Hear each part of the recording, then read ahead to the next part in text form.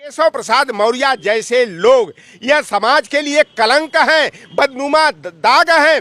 उसी के और ये बेईमान शिखंडी जो बन करके पिछड़ों का अपने को नेता बताता है, इतना बेशर्म है, बेहया है कि इनका स्वाभिमान नहीं जागा। अगर लौटर राम निषाद जैसा व्यक्ति होता, अगर FIR दर्ज नहीं होता उन हत्यारों के ऊपर, उन आतताइयों के ऊपर, तो लौटर राम निषाद ऐसे स्टीफनी मिनिस्ट्री को लात मार करके जो है इस्तीफा दे देता, भाजपा से दूर हट जाता। केशव प्रसाद मौर्य जो है कहने को उप मुख्यमंत्री हैं, ये स्टूल मंत्री हैं और स्टीफनी हैं इस सरकार के। 50 वर्षों तक भारतीय जनता पार्टी जो है कि सरकार करेगी और सपा जो है 50 वर्षों तक सत्ता का मुंह नहीं देख सकती है। अरे केशव प्रसाद मौर्य जी, औकात में रह करके बात करिए, लेकिन इनकी औकात है एक बार जनगणना के मुद्दे पर बोल देंगे और जिस दिन बोलेंगे ना तो ऐसा जूता इन पर RSS वालों का चलेगा कि इनको भागने की जगह नहीं मिलेगी। सिराथू में गंगा के किनारे भी जाकर के कहूँ कंदरा खोजेंगे कि हम कौने कंदरा में छिप जाएं। केशव प्रसाद मौर्य की हैसियत जो है भारतीय जनता पार्टी में, जैसे गांव में कोई सब्जी की व्यवस्था कराने के लिए, दूध की व्यवस्था कराने के लिए जैसे लोगों को इस्तेमाल किया जाता है भारतीय जनता मौर्य को, उसी तरह से दूध और सब्जी की व्यवस्था कराने के लिए भारतीय जनता पार्टी उनको यूज करने का काम करती है। अगर केशव प्रसाद मौर्य तनिक भी आप में पिछड़े वर्ग के मान सम्मान और अधिकार के प्रति आपका स्वाभिमान जिंदा है तो आज डबल इंजन की सरकार भारतीय जनता पार्टी की चल रही है। आप OBC की जातिवार जनगणना करवा लो। ये तो झूठ बोलने में इतने माहिर बेचारे हैं, इतने माहिर हैं कि इनको इंटरनेशनल लायर का, अंतर्राष्ट्रीय झूठा का खिताब दिया जाना चाहिए और नोबेल पुरस्कार से भी बड़ा कोई पुरस्कार हो तो झूठ बोलने के लिए इनको नोबेल पुरस्कार से भी बड़ा पुरस्कार दिया जाना चाहिए। जो अपनी डिग्री बताने में हिचकिचाते हैं, अगर इनके अंदर ईमानदारी होती, इनके दिल में चोर नहीं होता तो मीडिया के सामने जो है आकर के कहते देख लो ये मेरी डिग्री है, इंटायर पॉलिटिकल साइंस। इस कानी यूनिवर्सिटी का डिग्री कॉलेज का मुंह देखे कि नहीं देखे। केशव प्रसाद मौर्य को जो है कि दिल्ली के दरबार में जब बुलाया गया और RSS वालों ने पूछा, बताइए मौर्य जी उत्तर प्रदेश का मुख्यमंत्री कौन बनेगा, यानी हमारे यहाँ एक कहावत कही जाती है, आ बैल मुझे मार। जो बेईमान मुख्यमंत्री पद का दावेदार था उसी से पूछा गया कि बताइए मौर्य जी उत्तर प्रदेश का मुख्यमंत्री कौन बनेगा। बेचारा मुख्यमंत्री तो नहीं बन पाया, मुंह बना करके। इतना उसको झटका लगा कि मुख्यमंत्री तो बना नहीं, हार्ट अटैक हो गया और गुड़गांव के मेदांता हॉस्पिटल में भर्ती हो गया। निषादों के गांव में जाते थे तो कहते थे कि साध्वी निरंजन ज्योति को मुख्यमंत्री बनाएंगे। लोधी में जाते थे तो कहते थे धर्मपाल सिंह लोधी को बनाएंगे। कुर्मियों में स्वतंत्र देव सिंह को मुख्यमंत्री बनाने की बात करते थे। या गनेरिया में पाल धनगर में जाते थे तो कहते थे प्रोफेसर SP सिंह बघेल को बनाएंगे। जब दलित बिरादरी में जाते थे तो कहते थे रामशंकर कठेरिया को मुख्यमंत्री बनाएंगे। यानी कि जिस जाति में जाते थे उसी जाति का मुख्यमंत्री बनाने का जो है प्रचार करके जो है उन जातियों का वोट लेने का काम किया। उत्तर प्रदेश में नगर निकाय की चुनावी तारीखों का आगाज हो चुका है। उत्तर प्रदेश में नगर निकाय की चुनावी तारीखों का आगाज होते ही सभी राजनीतिक दल जो है चुनावी तैयारियों में जुट गए हैं। बता दें कि 2024 में होने वाले लोकसभा चुनाव को लेकर के जो नगर निकाय का चुनाव है इसको सेमीफाइनल मुकाबले के तौर पर देखा जा रहा है। उत्तर प्रदेश के नगर निकाय चुनाव के ठीक पहले उत्तर प्रदेश के उप मुख्यमंत्री केशव प्रसाद मौर्य का एक बयान आता है और केशव प्रसाद मौर्य ये कहते हैं कि समाजवादी पार्टी ना अग्रहों की पार्टी है, ना पिछड़ों की पार्टी है और ना दलितों की पार्टी है। समाजवादी पार्टी के लिए जो है 50 साल के लिए सत्ता से जो है उनको बाहर कर दिया गया है और 50 साल के लिए जो है समाजवादी पार्टी भूल जाए, सत्ता में नहीं आएगी। इसी पर बातचीत करने के लिए हमारे साथ फायर ब्रांड नेता लुटर राम निषाद जी हैं। इनसे बातचीत करेंगे ये क्या सोचते हैं और आगामी जो है जो चुनाव है नगर निकाय का उसको लेकर के भी बातचीत करेंगे। तो लुटर राम निषाद जी सबसे पहले बहुत बहुत धन्यवाद। आज सवाल यही रहेगा कि उत्तर प्रदेश के उप मुख्यमंत्री केशव प्रसाद मौर्य जो पिछड़ों का प्रतिनिधित्व करते हैं उनका एक बयान आया है। उन्होंने कहा है कि समाजवादी पार्टी ना अग्रहों की पार्टी है, ना पिछड़ों की पार्टी है, ना दलितों की पार्टी है और समाजवादी पार्टी 50 साल तक अब सत्ता में नहीं आने वाली है। देखिए केशव प्रसाद मौर्य की जहां तक ये बात की है कि वो पिछड़ों का प्रतिनिधित्व करते हैं तो ये पिछड़ों का प्रतिनिधित्व करें और नेतृत्व करें तो उनको न्याय दिलाने के लिए आगे आना चाहिए। लेकिन केशव प्रसाद मौर्य की हैसियत जो है भारतीय जनता पार्टी में, जैसे गांव में कोई सब्जी की व्यवस्था कराने के लिए, दूध की व्यवस्था कराने के लिए जैसे लोगों को इस्तेमाल किया जाता है भारतीय जनता मौर्य को उसी तरह से दूध और सब्जी की व्यवस्था कराने के लिए भारतीय जनता पार्टी उनको यूज करने का काम करती है। और इनके बड़बोलापन का ही यह परिणाम रहा कि इनके विधानसभा सिराथू में हमारी ही भतीजी ने इनको हरा करके परास्त करके जो है कि इनको मुंहतोड़ जवाब दिया था। ये केशव प्रसाद मौर्य जो है कहने को उप मुख्यमंत्री हैं, ये स्टूल मंत्री हैं और स्टीफनी हैं इस सरकार के। मैं 2017 के चुनाव के दौर में जाता हूं कि जो भाजपा का विजय परिवर्तन रथ निकला था, एक तरफ वो लोधी बिरादरी की उमा भारती का फोटो लगा था और दूसरी तरफ जो है केशव प्रसाद मौर्य का फोटो लगा करके जो है भारतीय जनता पार्टी ने पूरा चुनाव का आगाज किया। और भारतीय जनता पार्टी इतना छल कपट झूठ फरेब करने में इतनी माहिर पार्टी है। देखिए जैसे शिकार करने वाला जो होता है, शिकारी जो होता है ना, वो बड़ा चालाकी से और बड़ी सावधानी से जो है कि शिकार करता है। तो यह भारतीय जनता पार्टी वाले और इसके आनुषंगिक संगठन जितने हो, चाहे अखिल भारतीय विद्यार्थी परिषद हो, चाहे दुर्गा वाहिनी हो, चाहे विवेकानंद मिशन हो, चाहे आरएसएस के लोग हैं, निषादों के गांव में जाते थे तो कहते थे कि साध्वी निरंजन ज्योति को मुख्यमंत्री बनाएंगे। लोधी में जाते थे तो कहते थे धर्मपाल सिंह लोधी को बनाएंगे। कुर्मियों में स्वतंत्र देव सिंह को मुख्यमंत्री बनाने की बात करते थे। या गनेरिया में पाल धनगर में जाते थे तो कहते थे प्रोफेसर एसपी सिंह बघेल को बनाएंगे। जब दलित बिरादरी में जाते थे तो कहते थे रामशंकर कठेरिया को मुख्यमंत्री बनाएंगे। यानी कि जिस जाति में जाते थे उसी जाति का मुख्यमंत्री बनाने का जो है प्रचार करके जो है उन जातियों का वोट लेने का काम किया।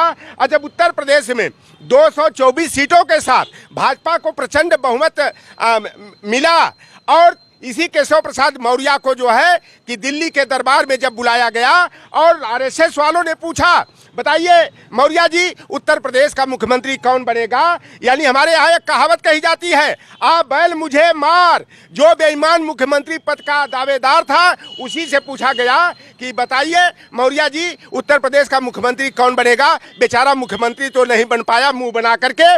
इतना उसको झटका लगा कि मुख्यमंत्री तो बना नहीं, हार्ट अटैक हो गया और गुड़गांव के मेदांता हॉस्पिटल में भर्ती हो गया। ये केशव प्रसाद मौर्य जैसे लोग यह समाज के लिए कलंक हैं, बदनुमा दाग हैं। उसी केशव प्रसाद मौर्य के विधानसभा क्षेत्र के अंतर्गत कुछ सामंती लोगों ने एक मौर्य बेचारे को लाठियों से और राड से पीट करके बुरी तरह घायल कर दिया, जो इलाहाबाद में इलाज के दौरान मर गया। और लखीमपुर खीरी में जो है कि जब केशव प्रसाद मौर्य उप मुख्यमंत्री ही थे उस समय भी थे और दो चाचा और भतीजाओं को अगर पीट करके मारा गया। बदायूं में एक साख के लड़की के आबरू लूटी गई, उसकी हत्या सामंतों ने कर दिया। और ये बेईमान शिखंडी जो बन करके पिछड़ों का अपने को नेता बताता है, इतना बेशर्म है, बेहया है कि इनका स्वाभिमान नहीं जागा। अगर लौटर राम निषाद जैसा व्यक्ति होता, अगर एफआईआर दर्ज नहीं होता उन हत्यारों के ऊपर, उन आतताइयों के ऊपर, तो लौटर राम निषाद ऐसे स्टीफनी मिनिस्ट्री को लात मार करके जो है इस्तीफा दे देता, भाजपा से दूर हट जाता। तो ये केशव प्रसाद मौर्य जैसे लोग जब से चुनाव हारे हैं ना, तो इनका स्क्रू ढीला हो गया है। और ये तो देखो भैया, भाजपा के रिमोट कंट्रोल से चलने वाले ये जो है कि ना, भाजपा जैसी मदारी के खेल के ये बंदर और बंदरिया हैं, जिन्हें आप ओबीसी एससी का नेता कहते हैं। ओबीसी एससी के नाम पर ये प्रतिनिधित्व तो जरूर पाए हैं, लेकिन कुशल नेतृत्व करने का इनमें ताकत नहीं है, इनमें स्वाभिमान नहीं है। यह केवल जो है भाजपा के हाथों पिछड़ों का, दलितों का, वंचितों को शिकार बनाने के लिए यह बंसी और कटिया के केचुआ की तरह जो है इस्तेमाल किए जाते हैं। तो केशव प्रसाद मौर्य को सद्बुद्धि आनी चाहिए। और आपने शायद ये कहा था कि 50 वर्षों तक भारतीय जनता पार्टी जो है कि सरकार करेगी और सपा जो है 50 वर्षों तक सत्ता का मुंह नहीं देख सकती है। अरे केशव प्रसाद मौर्य जी, औकात में रह करके बात करिए। लेकिन एक बात के लिए धन्यवाद भी दूंगा कि जो भारतीय जनता पार्टी जो 2025 का एजेंडा लेकर के चल रही है, तो जो केशव प्रसाद मौर्य के कान में लगता है वह आवाज़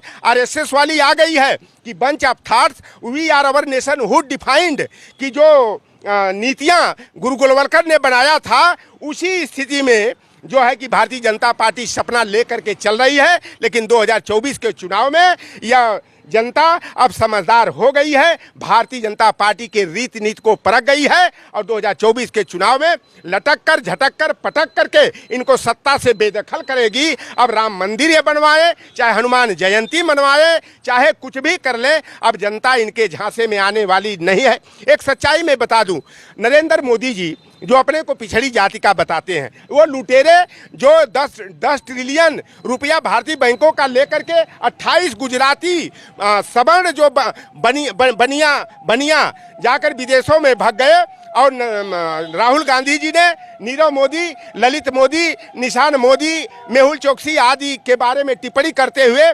2019 के लोकसभा चुनाव में कर्नाटक में कहे थे कि आखिर ये विदेश भागने वाले का उपनाम जो है मोदी ही क्यों होता है, लुटेरों का नाम मोदी ही क्यों होता है। तो मैं तो कहता हूं कि नरेंद्र मोदी जी अपने को देश का चौकीदार कहते थे, लेकिन इनकी चौकीदारी पर प्रश्न चिन्ह खड़ा हो गया है, क्योंकि चौकीदार की उपस्थिति में अगर चोरी होता है तो चौकीदार भी उसमें शामिल होता है। और नरेंद्र मोदी जी निश्चित रूप से जो 29 भगोड़े भाग गए भारतीय बैंकों का रुपया लूट करके देश को कंगाल कर दिए, देश की अर्थव्यवस्था को ध्वस्त कर दिए, तो यह देश के चौकीदार नहीं हैं, लुटेरों के जो है ये कहा जाता है अली बाबा 40 में, ये चोरों के जो है सौदागर हैं, उनके मुखिया हैं जो अपनी प्रधानमंत्रित्व काल में देश को लुटवाने का, बैंकों को कंगाल बनाने का काम किए हैं। देखिए, मोदी जी का एक सपना है। आरएसएस का जब स्थापना विजयादशमी 1925 में नागपुर की धरती पर हुआ था, तो वहाँ नेपोलियन बोनापार्ट और हिटलर जैसे तानाशाह का फोटो रख करके भारतीय आरएसएस वालों ने संकल्प लिया था कि 100 वर्षों में हमको भारत को हिंदू राष्ट्र बनाना है। तो नरेंद्र मोदी जी का एक सपना है। देखो भाई, ये तो झूठ बोलने में इतने माहिर बेचारे हैं, इतने माहिर हैं कि इनको इंटरनेशनल लायर का, अंतर्राष्ट्रीय झूठा का खिताब दिया जाना चाहिए। और नोबेल पुरस्कार से भी बड़ा कोई पुरस्कार हो तो झूठ बोलने के लिए इनको नोबेल पुरस्कार से भी बड़ा पुरस्कार दिया जाना चाहिए। जो अपनी डिग्री बताने में हिचकिचाते हैं, अगर इनके अंदर ईमानदारी होती, इनके दिल में चोर नहीं होता, तो मीडिया के सामने जो है आकर के कहते देख लो ये मेरी डिग्री है, इंटायर पॉलिटिकल साइंस। इस कानी यूनिवर्सिटी का डिग्री कॉलेज का मुंह देखे कि नहीं देखे? अरे भैया, 1949-50 में 2 बार जन्म हुआ है मोदी का। एक तो 29 अगस्त 1949 को हुआ, एक 17 सितंबर जो है 1950 को हुआ। मोदी जी का जन्म 2 बार हुआ। 35 साल तक ये भीख मांगते थे। 7 साल की उम्र में ये चाय बेचने लगे थे बड़नगर में। अब बड़नगर में कोई रेलवे लाइन नहीं थी। 1973 में वहाँ हाल्ट बना है बड़नगर में, जहाँ इनका जन्म स्थान है। और भैया देखो, ये 35 साल जब भीख मांग रहे थे ना, तो ये 1971 में वो जो बांग्लादेश का मुक्ति आंदोलन चला था ना, ये मोदी जी बेचारे उसमें भी गए थे, उस आंदोलन में शरीक हुए थे। अच्छा, इनकी डिग्री जानते हैं ग्रेजुएशन की कब मिली थी? जब 1978 में यहाँ पर इमरजेंसी लगी थी, इंदिरा गांधी जी ने लगाया था। तो बताओ, इनकी डिग्री संडे के दिन जो है मिली थी। इस तरह के अब जो फंड इस्तेमाल किया गया है ना, टाइप वाला, अरे फंड वो 1992 में आया। तो अरे मोदी जी, आपके 1978 है कि जिस तरह से तानाशाहों में नाम लिया जाता है, तो मुसोलिनी, हिटलर का, सद्दाम हुसैन का, नेपोलियन बोनापार्ट का, और 5वां नाम उन्हीं तानाशाहों में, डिक्टेटरों में ये मोदी जी अपना नाम दर्ज कराने का सपना देख रहे हैं। अंतिम सवाल रहेगा कि एक और जो है बयान दिया है केशव प्रसाद मौर्य ने। केशव प्रसाद मौर्य बोले हैं कि यादव जो है अब यादववादी, राष्ट्रवादी और हिंदुत्ववादी होने के साथ साथ अब योगीवादी और मोदीवादी भी हो गया है। अच्छा, केशव प्रसाद मौर्य को तनिक भी शर्मो हया रहती तो बाबू जगदेव प्रसाद कुशवाहा जी को पढ़ लिए होते, और ज्योतिबा फूले, सावित्रीबाई फूले को पढ़ लेते, तो इस तरह से न है बड़बड़ाहट इनकी बंद हो जानी चाहिए। लेकिन ये बेचारे निजी स्वार्थ में, अपने परिवार के मोह में इतने ये अंधे हो गए हैं कि इनका जमीर मर गया है। और बेशर्मी की ये हदें जो है आए दिन पार करते रहते हैं। अगर केशव प्रसाद मौर्य तनिक भी आप में पिछड़े वर्ग के मान सम्मान और अधिकार के प्रति आपका स्वाभिमान जिंदा है, तो आज डबल इंजन की सरकार भारतीय जनता पार्टी की चल रही है।